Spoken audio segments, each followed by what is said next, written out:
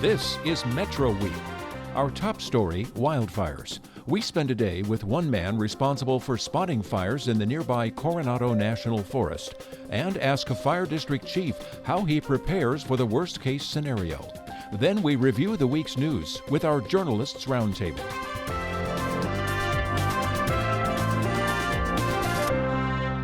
Hello, I'm Andrea Kelly. One of the first lines of defense in fighting a wildfire is finding it.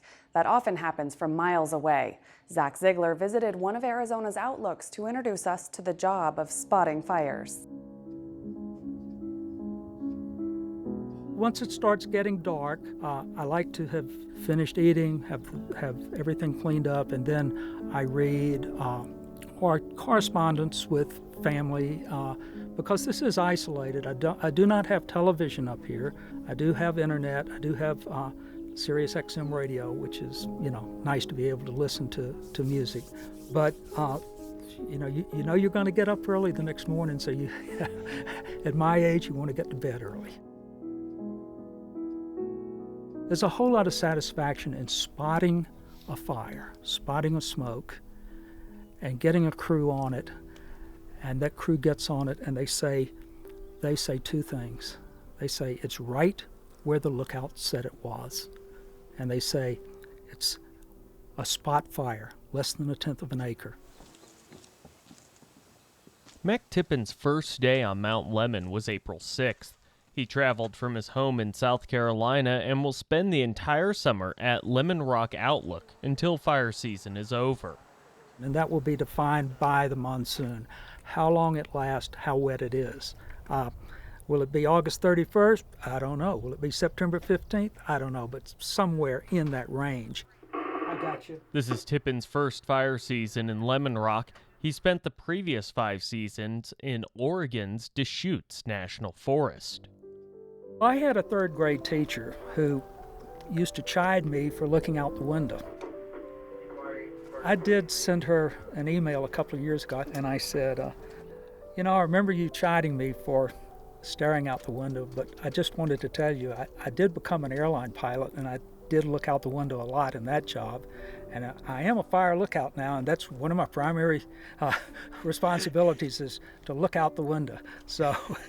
And Tippins, like other spotters, watches for puffs of smoke.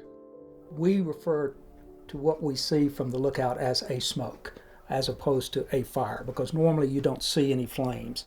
The 15 by 15 space is filled with the tools of fire spotting, as well as some basic amenities to allow the outlook to stay up for days at a time. Running water, hot and cold, electricity.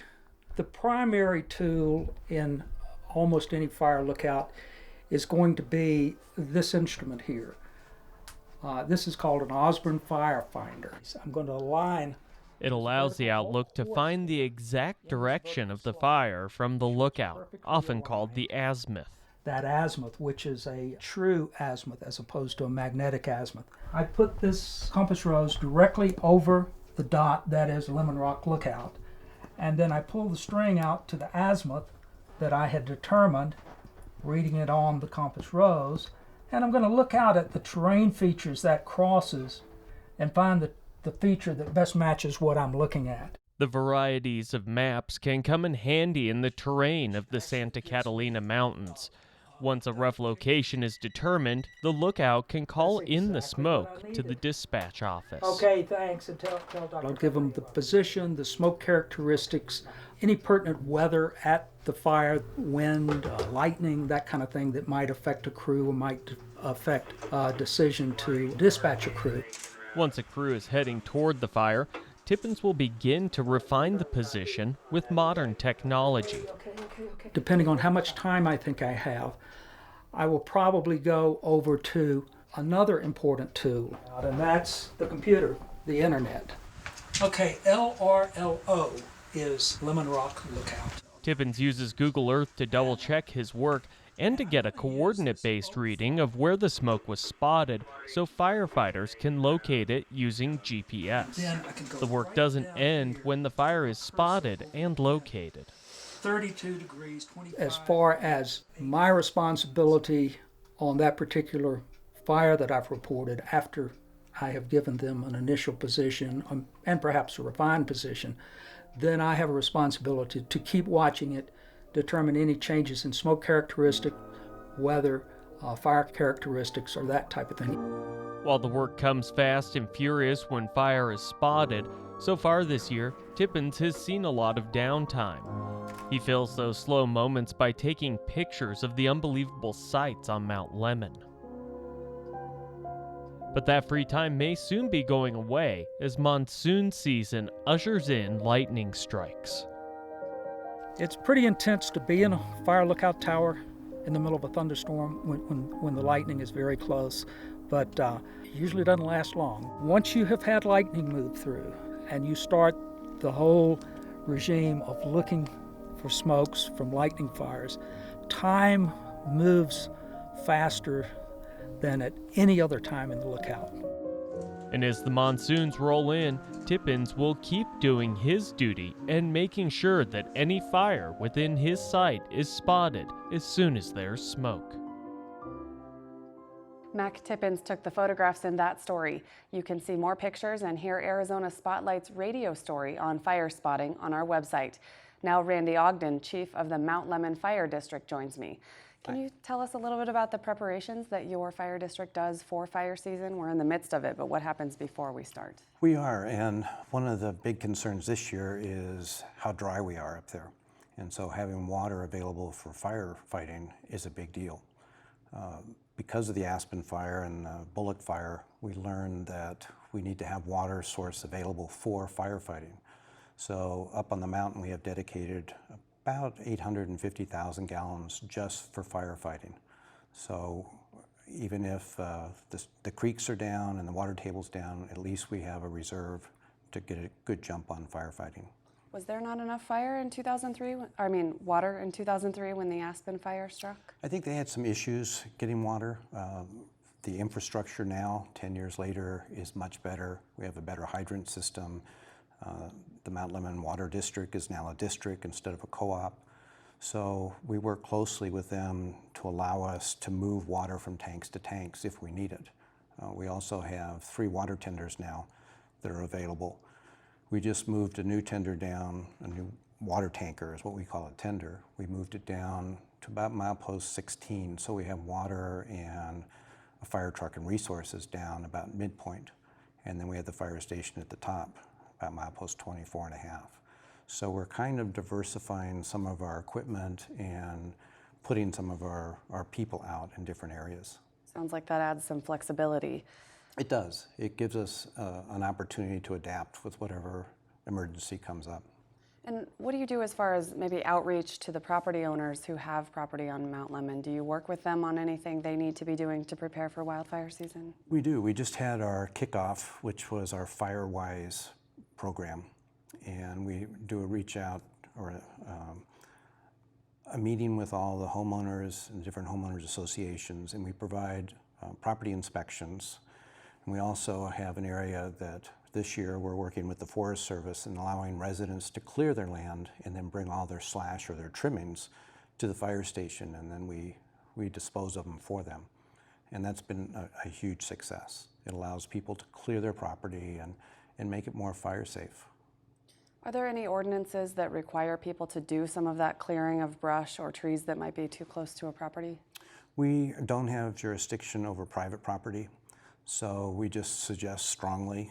And because of the history of the fires that are up there, there's a lot of peer pressure from other cabin owners or people who have lost their cabins in the fire and rebuilt. So the awareness is much higher on Mount Lemmon than in most communities, and that helps us quite a bit. We do have jurisdiction over commercial properties. The Forest Service and the State Fire Marshal has jurisdiction over Forest Service land, federal land, and state land. So everywhere except private property, we have a law hammer on them. What are those current regulations and ordinances for the commercial or the federal land? What you have to do now is clear a 30-foot defensible space around your property. And what that does is it clears some of the low vegetation. And if you think about how fire works, fire always burns up and out. And so we want to keep it off the ground so that it doesn't step up into the trees. And once it gets up to the top of the trees, then it really spreads rapidly. So we're trying to eliminate any ground shrubbery or bushes, pine needles, that kind of thing. That 30-foot space you spoke of, that's for the commercial properties? That's for both commercial and residential. Commercial and And then residential in the federal land? Right. Okay. And that's what we also push for private property too. We ask them to clear a 30-foot space around their property. That peer pressure you spoke of, does it seem to be working? It really does. We're in stage 2 restrictions now, which is pretty much throughout the state. Stage 2 means that you can't smoke unless you're in your car or inside a building. You can't have a campfire. You can't have a charcoal fire. Everything has to be either propane or gas with an on and off switch. And as big as the mountain is, it's hard for us to patrol all that area. And a lot of the residents, if they see you smoking, they'll give you a hard time, and they call us. So if they're driving up or down the mountain and they see smoke or they see a campfire, they call right away, and we're able to go out and put it out. You were with the Tucson Fire Department for more than 30 years. When did you move to Mount Lemmon Fire? About 3 years ago, I started working for Mount Lemmon Fire, and it's been an adventure ever since. You've spoke of a few of the lessons learned since the Aspen fire. What about this preparation issue? What has the district learned since then about how to prepare for wildfire season? I think we really learned to work better with other agencies. We do a lot of training and a lot of work with the U.S. Forest Service. And so we kind of talk 2 or 3 times a day, especially during fire season, so that we know where the engine companies are for the Forest Service. They know where we are. They know what resources we have. They're also able to bring hotshot crews up on the mountain during their downtime to provide backup resource for us. And so we have a little bit better jump on fires because our closest backup really is Tucson Fire Department, and they're 90 minutes away. So any emergency we have on the mountain, we have to really take care of it ourselves. Can you describe the difference between urban firefighting and wildland firefighting since you've now worked in both areas? It's hugely different. It's like night and day. Structure firefighting, a lot of people, a lot of water, a lot of resources. Wildland firefighting is hard, rough work. It's fighting fire with a shovel.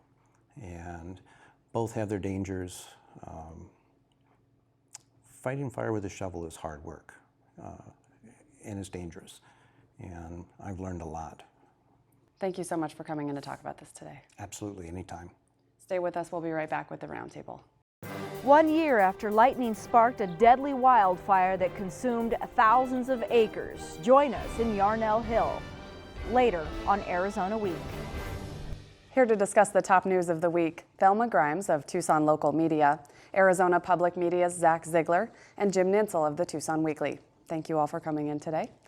Let's start with wildfires. Thelma, let's talk a little bit about the Northwest Fire District. They decided this year to disband the hotshot crew. What went into that decision? I think that's what's interesting with all the dry lands and the wildfire season that we have. In March, you have this announcement that they're going to disband the Ironwood Ridge hotshot crew, which is 20 members. Some thought it was because of insurance reasons, such as like what happened with the Yarnell Hill firefighters, but they say it's just not in their strategic plan in the future. 7 of those firefighters will be hired on. The remaining 13 after this year's wildfire season in October will be let go.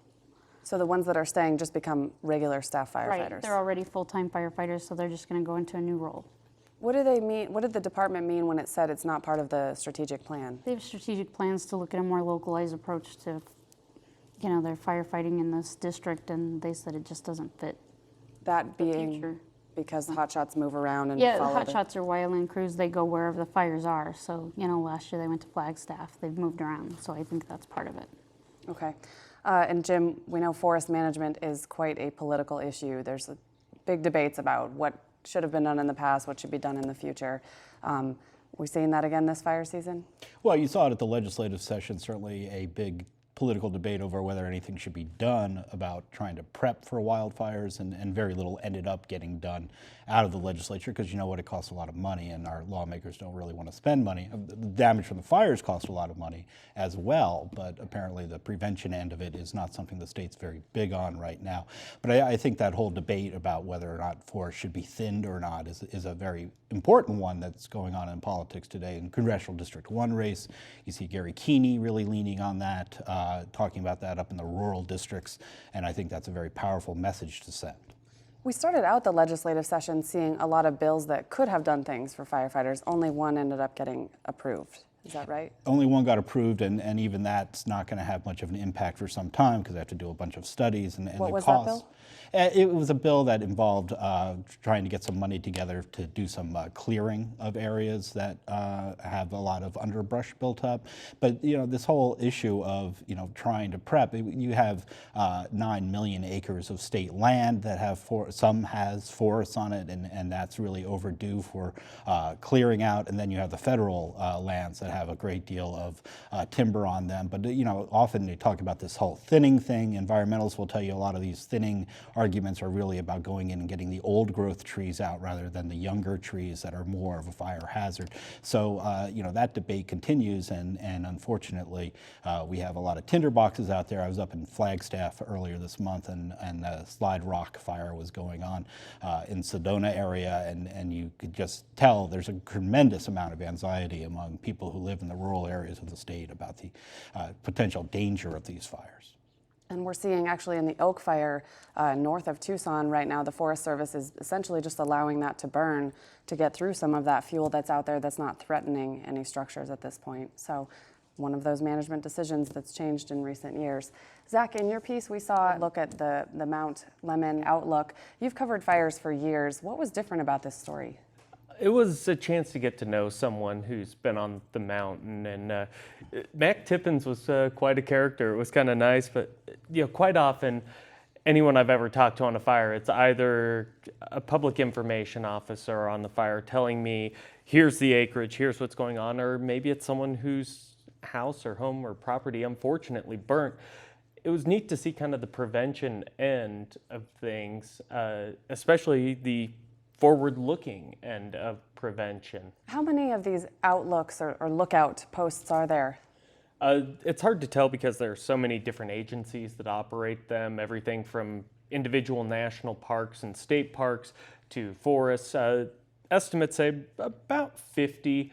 At their height, there were nearly 80 throughout the state. Taking the Coronado Forest alone, there's now only 2 operating there, one in the Chiricahuas and then Lemmon Rock. Another big news story we saw this week was the announcement that Banner Healthcare and the UA Health Network are going to form a new partnership to make some changes in how the teaching medicine is going in the state.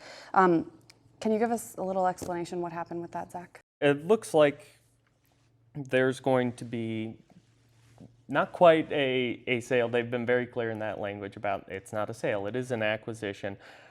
Roughly, I believe, $1 billion changing hands here that will be meaning things kind of getting handed over as far as operations for UAMC South, and we will also see a hospital in Phoenix coming into the fray, working, all 3 of those working together now.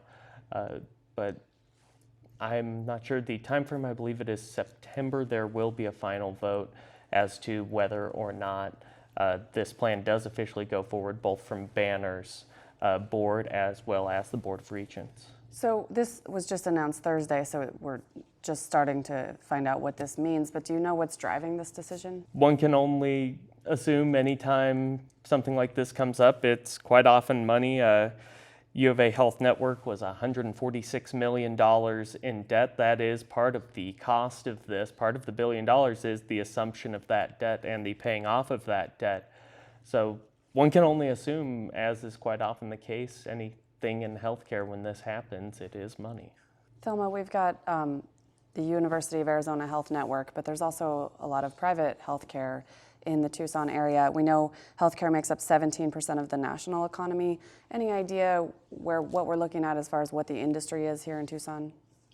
I'm not really sure right now. I think we're looking at that. I mean, healthcare as a whole in the state is a big economic driver, and I think it's going to continue to grow in this area. It's just how much. Another story we've talked about every week, Jim, is the unaccompanied minors issue and the shelter or the temporary housing in Nogales for those kids before they get moved on to another place before they get reunited with their family. What's the update on the Tucson Shelter, the prospect for a shelter opening in Tucson? I want to go back to the Banner thing for just a second, because I want to point out, Banner is, of course, coming out of Phoenix.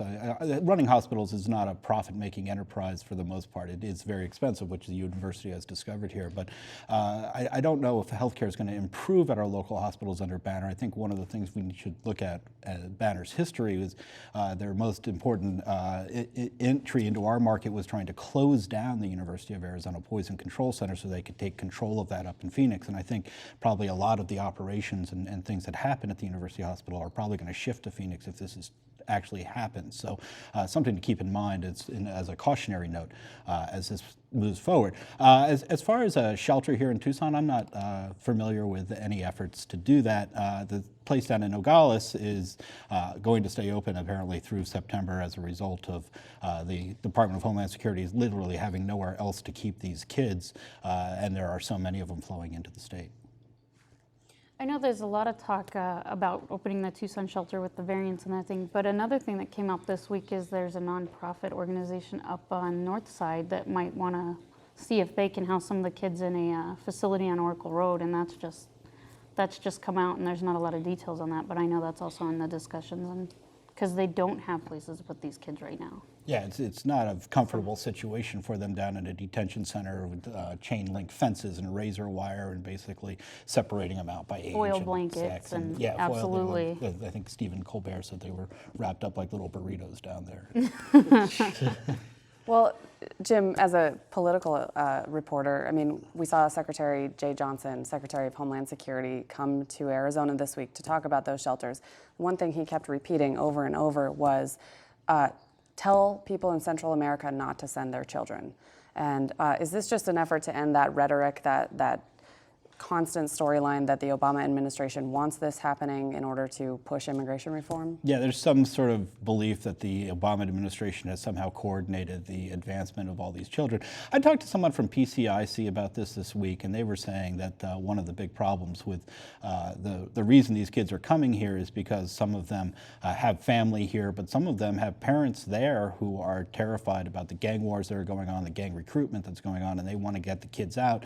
And he said out of harm's way, and I'm saying, moving them from Central America through Mexico across the U.S. border seems like putting them into harm's way, and he's saying there are parents there who feel that's less treacherous for them. So there's a terrible situation in Central America, and there are these rumors that once they arrive here, they get this permiso and they're allowed to stay in the United States, and the Obama administration is trying very hard to counter that by saying they're going to send all these kids back, but it is a humanitarian crisis of tremendous degree, and it just shows one of the central problems with failing to move immigration reform along in this country. One objection that has been brought up by residents when there is talk of bringing shelters here or shelters to other communities is, what about safety? Has there even been any instances of violence or anything from these children that we've heard of? I have not. I haven't heard about that. I'm sure there are obviously concerns when you're combining kids of different age groups, and kids in their teens don't always have the best judgment. So I'm sure there are obviously concerns about that kind of thing. But I think the central problem is how long would you even have people in shelters if they came here? The idea is to try to reunite them with some family member living here in the United States until their cases can be adjudicated. All right, let's move on to some business stories of the week. Zach, we heard earlier in the week that Hudbay has come to an agreement with Augusta Resource Corporation to purchase it. And that's the parent company of Rosemont Mine.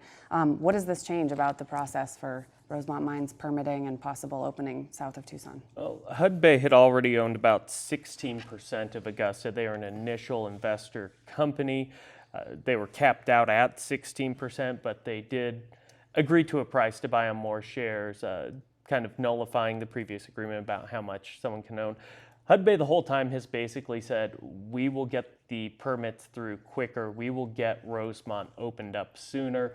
perhaps as we see more concerns about endangered species in the area, they are pushing even harder than they were in the past. Well, I think this has been, the Rosemont opponents have said this has been the game all along, that Augusta was never going to actually operate this mine. They were going to get it through the permitting process, and then they were going to flip it, and they were going to make a profit. I think they ran into a lot more hurdles in the permitting process than they expected. We do know Rosemont was running out of money to be able to get through the rest of this permitting process, and so it probably made sense at this point to go ahead and sell to the larger company that has more financial resources. They are definitely encountering more trouble than they expected with the endangered species issues, with the Clean Water Act issues, with the Environmental Protection Agency and the Corps of Engineers refusing to give them this water permit and saying there's more mitigation needed, but not really explaining what that mitigation is, at least not publicly. And so we will see how much more trouble they have in moving forward with this, but clearly HUD Bay has more financial resources to keep the effort alive much longer than Augusta could have. Jim, does this change any of the political rhetoric, the debate between the opponents and supporters of this mine operation? Well, Augusta was making a lot of promises about, we're going to run an extraordinarily environmentally sensitive mine. Does HUD Bay still bound by those agreements? And I think that's a good question to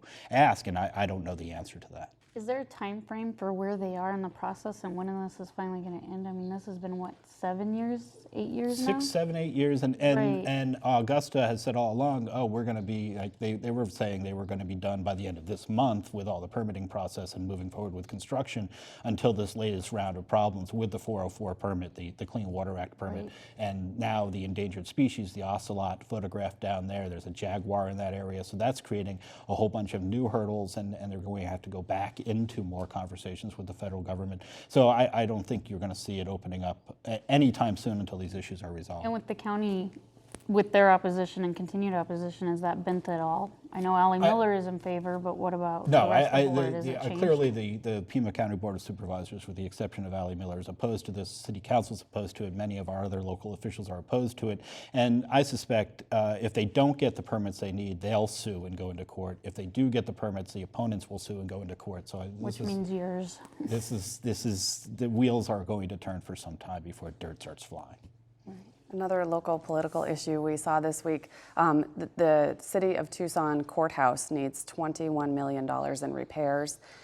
Earlier, a couple years ago, the city pulled out of an agreement with the county to be part of a joint city-county courthouse that would have cost the city $22 million. So right in the same amount of money, the city's looking for Plan B or other options. Jim, what's on the table? Well, I think it was clear to anyone who was paying attention that the city courthouse is in a terrible shape and was going to need that much work. How the city officials did not realize that.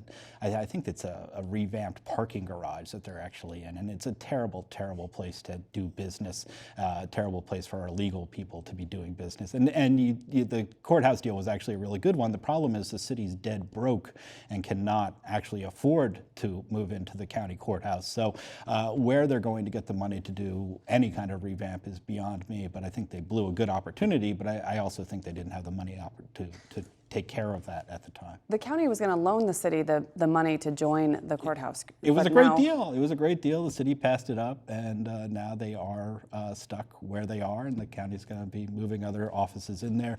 County says they're still open to discussion. We'll see what happens from here on out, but I think the city passed up what was probably a pretty good deal to move into a 21st century facility.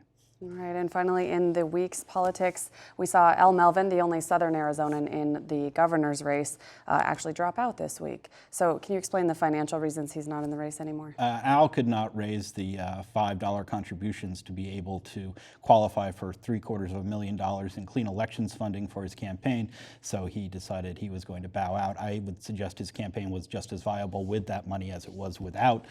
But interestingly enough, disbarred former county attorney Andrew Thomas from Maricopa County did qualify for the money, so he apparently had more of a campaign organization than Al Melvin did. 30 seconds left. Does that change the role Southern Arizona has in the governor's race? I doubt it. Al Melvin was never much of a representative for Southern Arizona. He was a representative for a certain segment of the Republican Party that was not geographically based. He was never out there fighting to help Southern Arizona. He was out there fighting to cut government, and as are many of the other candidates in that race. So I don't think you're going to see a whole lot of change in the rhetoric or the conversation. You're just going to split the vote slightly differently on Election Day. All right. Thanks again to all all of you. That's our program. Next week, we will be preempted by PBS's Capital 4th program. All of this week's stories, including those from NPR 89.1, go on our website. Now on Arizona Week, a Yarnell man who lost his home in last year's fire explains why he and his wife chose to rebuild in the same location.